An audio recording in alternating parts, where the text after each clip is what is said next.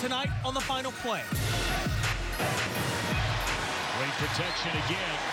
And the sideline, it is a touchdown for Tampa Bay.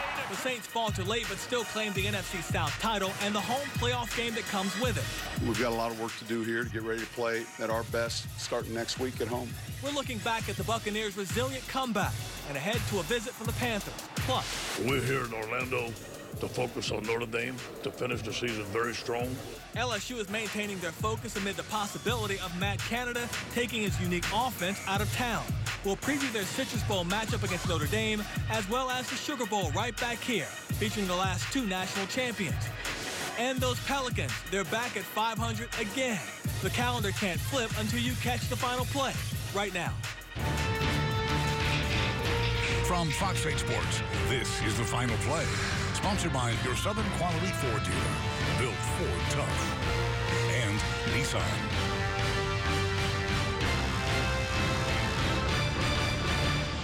Bring on the playoffs because all 6 spots are now accounted for, and the NFC South has half of them. The top-seeded Eagles and Vikings will sit and watch the week's first round of playoffs, while the Saints will welcome the Carolina Panthers to the Superdome in a 4-versus-5 matchup. The Falcons beat Carolina today, punching their ticket to the postseason as the wild-card team. They'll open on the road against the Rams. So wild card weekend will begin next Saturday with the AFC kicking off first as the Chiefs host the Titans. Later that night, the Dirty Birds and Rams kick off out west. Then on Sunday, the Buffalo Bills will visit Jacksonville kicking off at noon, and the Saints and Panthers will meet for the 3rd time this season. It's a 3:40 kickoff right here on Fox 8. And with that, I say welcome into the Final Play. I'm Juan Kincaid, and we can officially turn the page on the NFL's regular season to its next chapter, the postseason. The Saints officially got in a week ago. So today's game in Tampa was all about winning the division and improving their seeding. They only got half of it right against the Bucs, as Sean Vazan reports. The New Orleans Saints closed out the year 2017 with a tough loss, but also a big win. They lost today to Tampa Bay 31-24, but also won their first NFC South title since 2011. So after the game, there were mixed emotions about suffering the defeat, but also earning a big accomplishment. It's a second season, so there's that element of, man, you know, you won the NFC South, and then there's that other element of, we've got a lot of work to do here to get ready to play at our best starting next week at home. Things started shaky Sunday. The Bucs took the opening drive 75 yards on 12 plays to score a touchdown. But on the ensuing kickoff, Alvin Kamara was, well, Alvin Kamara. After hesitating when he caught the ball, he weaved his way to a 106-yard return for a touchdown, a new team record. Pretty impressive. It was well blocked. Mike's done a good job, you know, creating the confidence. We almost had a few we felt earlier a few weeks back. And, you know, hit that seam and, you know, quickly change field position. It was a big play. Well, I thought the most impressive thing was actually catching the ball in the end zone on the kickoff and standing there for about 3 seconds and then taking off and just kind of running through everybody. Kamara struck again on the next drive, this time on the ground when he made this 7-yard touchdown run look way too easy. That play was set up by a Marcus Williams INT, one of 2 picks on the day for him and 3 for the Saints as a whole. Those takeaways masked a pretty pedestrian effort by that side of the ball as they gave up 31 points and allowed 13 conversions on 18 third downs. That's been happening, you know. We've been denying that. No explosive. That's been our main goals. And when a DB coach and the head coach put up on the board of the PowerPoint, no explosive plays. So we got to clean it up our film, get our eyes right, play our keys, and just react. And then go out there and just play your man. So it happens sometimes. Special teams were a mixed bag. Yes, they had the big kickoff return, but they also tried and failed a fake field goal attempt in the second quarter. Then later in the game, Tommy Lee Lewis fielded a punt deep in Saints territory, but then he fumbled the ball, which the Bucs scooped and scored. The ball security is important. You know, it's not okay, and obviously he's trying, but you got to be smart. But despite all of that, the Saints were up 24-23 with 2 minutes left in the game. But then Jameis Winston led his Bucs team 95 yards for the game-winning touchdown pass to Chris Godwin with 9 seconds left to seal the win. But thanks to some help from their arch rival Atlanta, the Saints still left Raymond James NFC South champions. That's one of our goals. That was great to do. we got higher goals. We can't go out and overlook a team like this. At the end of the day, they gave us their best punch, and we just, acted like they weren't there, and that's on us. Everything that went wrong today, that's on us. You look at the division and you say Carolina, Atlanta, New Orleans, and it was strong this year. So, congratulations to all those teams. Joined now by the voice of the Saints, Jim Henderson. And Jim, this is always kind of a tough game to talk about. They lost this game, sure, but they did advance to the playoffs, won the NFC South. They'll be the 4th seed, which some think is the best seed to be in right now in the playoffs. It might be, and personally, I'd rather see them play Carolina than Atlanta. I mean, they scored over 30 points in both their victories over Carolina, even though Cam Newton was not himself early on. He was the second game, and Greg Olsen could never contribute like truly he can. Delvin Funchess wasn't really the player that he's become. But still, I think I'd rather take on Carolina than Atlanta, especially because I don't know how much of this has come out, but, Atlanta filed a grievance against the Saints for their use of the video boards in the course of that game and all the trolling that they did of the Saints. And at one point, from what I understand, they were not going to allow the Saints to scout this game that they were playing in against Carolina, and the NFL overruled that. You've got to get them a pass to scout this game. But I think the bad blood would have all been on the Falcons side for revenge, and I'm not sure the Saints would have been well served in that kind of matchup. As for this game here today, did this surprise you? I kind of felt like defensively they sleptwalked a little bit in that first half. And then that last drive, all of a sudden it was playing really soft, and all of a sudden they scored for the winning touchdown. Did this outcome surprise you at all today? Well, not the way the Bucs were playing. Even though they had nothing to gain, I think they wanted to go out on a high note. They had lost. Jameis Winston had his last 8 starts. They hadn't played badly. We talked about that in the course of the week. In their last 3 games, they lost in overtime, and 2 against Carolina and Atlanta they could have won. So this was not a team that was going to roll over and play dead and just show up. This is a Bucs team that was hungry for a victory to go out on the right note, maybe trying to win one for Dirk Cutter, although in the course of the last couple of days, people have said his job was safe for at least another year. But I think they had all the motivation. The Saints really defensively early in this game and actually throughout it couldn't get off the field. Yeah. I mean, on third down, the Bucs converted 72% of their third down opportunities. You're seldom going to win like that. Yeah, 13 of 18. That's how you were able to overcome 3 boneheaded Jameis Winston interceptions. I mean, they were 3 very poorly thrown passes, but nonetheless, they were able to overcome. Some bright spots from this game. Alvin Kamara, man, what a kickoff return. I can't remember the last time the Saints had a kickoff return for a touchdown. 106 yards. That's a franchise record. I think the last time that they did a kickoff return for a touchdown, Courtney Roby in 2009 against St. Louis in the Super Bowl year. I think that's what we came up with, and I believe that's the longest play in Saints history. The longest play in Saints history. Also, Michael Thomas eclipses the century mark. Yep. First player in Saints history to do that. We always thought perhaps Michael Thomas was going to have a little bit of a dip because he had such a great rookie season. Well, he somehow surpassed that. The young man does pretty good. Chris does pretty good. I thought it was pretty interesting, too. Just when you expected the Saints to kneel on the final play of the game, they faked the kneel and throw one more pass to Michael Thomas. It wasn't going to affect the outcome of the game, but it does affect his final catches. And for Drew Brees, it's another completed pass, 72% on the season plus, and the best completion percentage in NFL history, breaking Sam Bradford's record last year. The dynamic duo, boom and zoom, or whatever you want to call them, Kamara and Mark Ingram, the first backfield duo to ever go over 1,500 yards from scrimmage in a season. That's the NFL history books. Not the Saints history books. That's the NFL history books. And I've said it before, because I said it early in the season, you saw a little bit of a shift with this offense, a little more physical, a little more rugged, a little more running back centric, and obviously the stats prove that. Yes, and that helped Drew set the record as well, because those guys are such safe targets. And that catch that Kamara made down the sideline was the equal of any wide receiver making that catch with a player draped all over him. So, I mean, he just played great. He continues to impress in every way, although being forced out of bounds in that last drive was not the best play that he could have executed.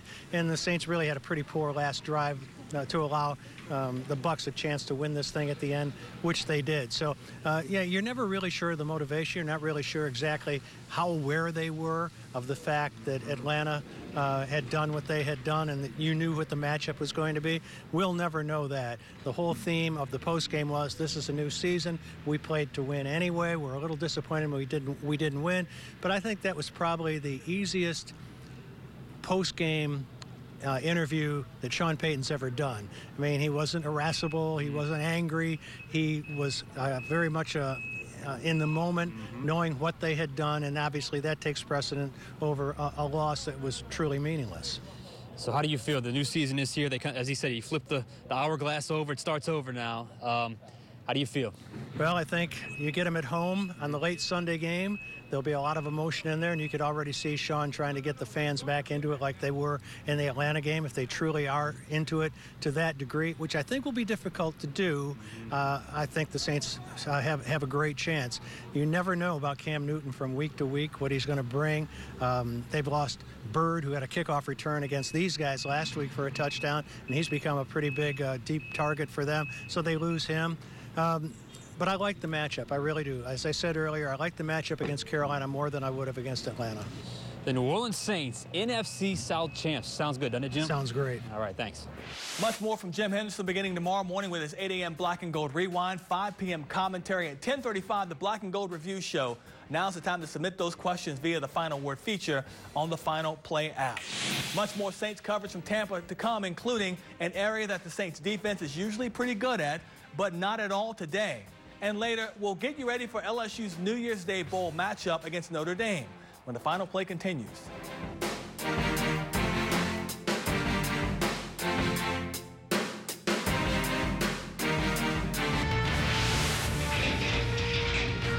You're watching the Final Play. Our Fox 8 catch of the week was just another reminder that there's nothing that Alvin Kamara can't do. He had the 106-yard kickoff return for the touchdown in the first quarter, and later in the game, he had this nice catch from Drew Brees. In tight coverage, he comes down with it. The rookie had 6 catches for 84 yards, but none better than this one, our Fox 8 catch of the week. Getting off the field on third down. It's key to every team's success on defense, and it was the Saints' Achilles heel in Tampa today. Chris Hagan has more. For a team that's played so well defensively for most of the year, the Saints didn't look like themselves from the start. Well, early on, we gave up, I thought, too much in the rushing game, which resulted in an opening drive touchdown for the Bucs, only the second time they've done that all year. But the real problem all game long was getting off the field. It was often masked by turnovers, 3 total, thanks to some of the worst throws Jameis Winston's made all year. But in the eyes of Cam Jordan, they still didn't do enough. Whatever their best punch was, it should not have been enough. For them to get a win against us, again, that's on us. Everything that we did, we weren't able to capitalize on some turnovers at the end of the day. There was turnovers left on the field. But bigger than any dropped interceptions or missed sacks and tackles was allowing the Bucs to keep drives alive. Tampa Bay converted 13 of 18 third downs, and their only 4th down conversion of the game to keep their comeback within reach. We get out the field. There's nothing else. It's black and white. Get out the field. We gotta execute. We gotta stay a little harder. So that's what it is. So we gotta clean it up. But as we know, this isn't the Saints' final game of the season, and some of them have already flushed it. I don't even have a 24-hour rule. I'm not even worried about this game. It's great that we had a division championship. Awesome. I've got higher goals. I want more. But to get more, this defense will have to find themselves once again and truly put this game behind them to get back to playing clean, dominant, run-stopping defense against a Panthers team that's ready for revenge. Reporting on the Saints, I'm Chris Hagan for the Final Play. To Atlanta, where the Falcons needed a win to make the playoffs. All he had to do was beat the Panthers, and here's 2 plays to sum up the game. First, Matt Ryan to Devonta Freeman. He takes it in from 19 yards out, and the Falcons up 7-0.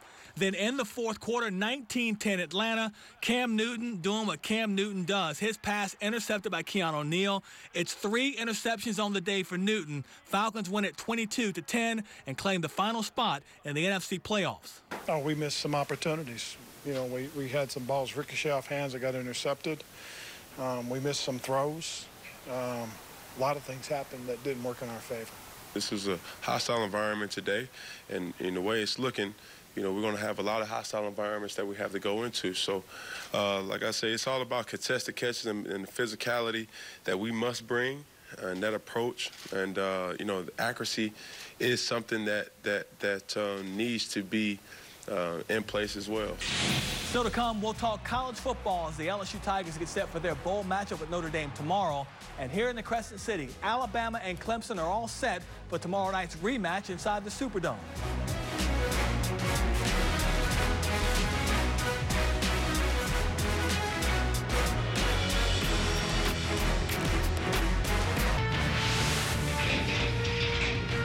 You're watching The Final Play.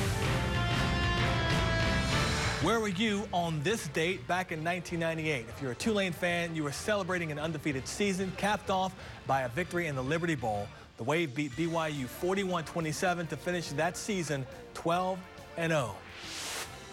59 years ago is the last time LSU finished the season undefeated, and the Tigers are still a work in progress in trying to get back to that level again. They hope to take a step in the right direction tomorrow when they kick off the Citrus Bowl against Notre Dame. But their build-up to that game hasn't been without some controversy. Here's Garland Gillen.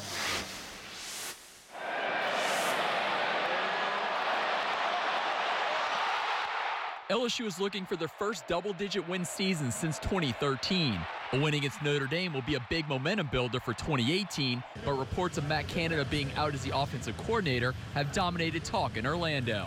Here's the deal. We're here in Orlando to focus on Notre Dame, to finish the season very strong with a chance to win 10 games, and that's all we're going to talk about.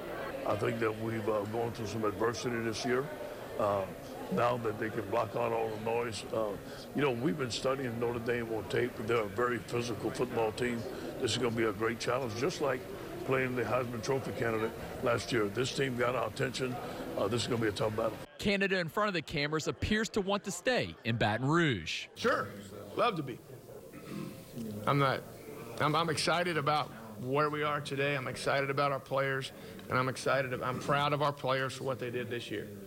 I got the greatest gig going. I got a great wife, 2 great kids, and I coach football. So I'm very, very blessed right now. And I guess I don't want to talk about that situation too much, but I guess the one thing I'll say is, you know, we feel like we've been doing pretty well on offense, and you know, a lot of the players are almost, I'd say everyone on offense really loves Coach Canada and loves the offense that we put in ever since he came in, you know.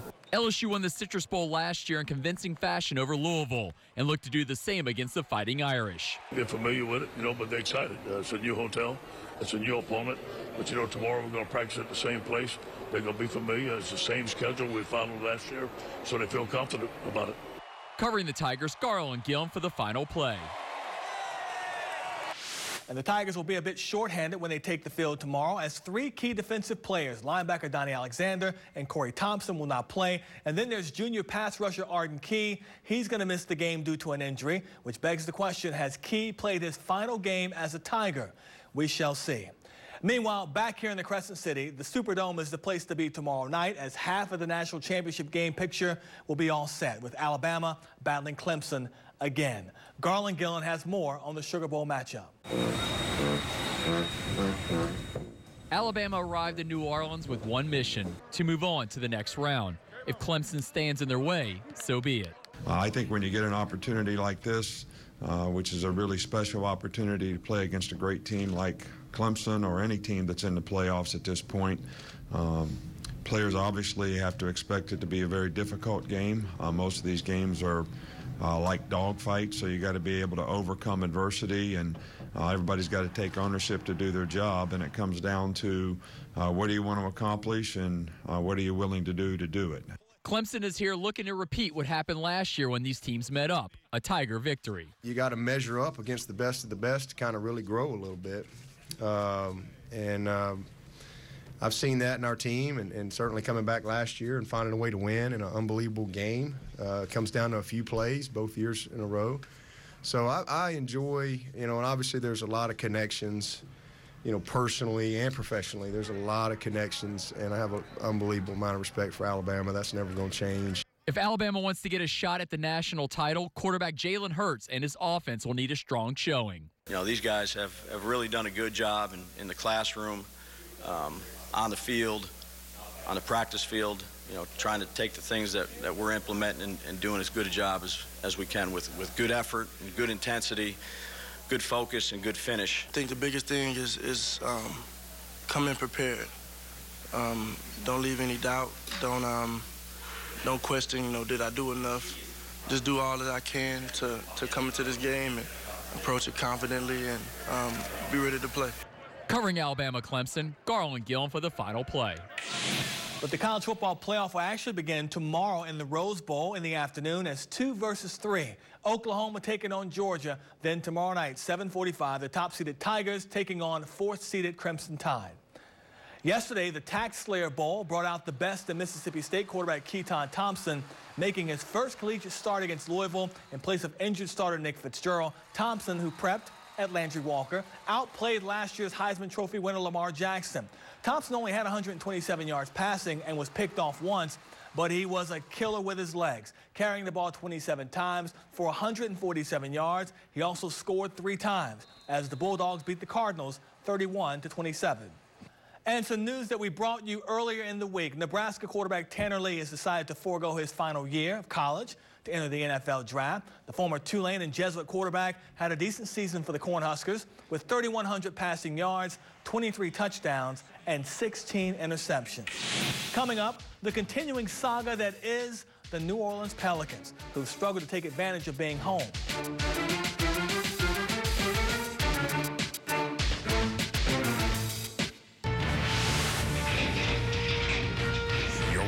The Final Play.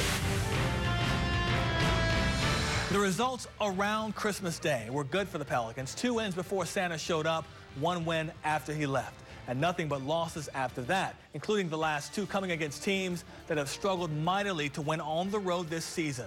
Before they faced the Pels, the Mavericks and Knicks were a combined 5 and 26 away from their home courts. Friday night, Dallas caught the Pelicans napping and won. On Saturday, the Knicks rallied in the 4th quarter to win. These 2 losses against bad teams sum up the Pelicans' 500 season. And even head coach Alvin Gentry knows to keep Pelicans fans interested, they have to start winning the games they're supposed to win. Play well on the road. We got to play and do better at home. I understand the frustration. I don't blame them. I would be frustrated too, you know, because I think they see the potential that we have in this team, and we got to play to that potential every night, not every other night or some nights. We got to be able to do that night in and night out. And we got to win games like this. The next 5 games look like this for the Pelicans. They're on the road in Utah and Minnesota, respectively, on Wednesday and Saturday. Then on the 8th, they'll host the Pistons. Then it's a January 10th game in Memphis, and they'll be back in the Smoothie King Center on the 12th to face Portland. And that's our show for tonight. For all of us here at Fox 8, I'm Juan Kincaid. Happy New Year, and we hope you'll join us again next Sunday night for the Final Play. From Fox 8 Sports, this has been The Final Play.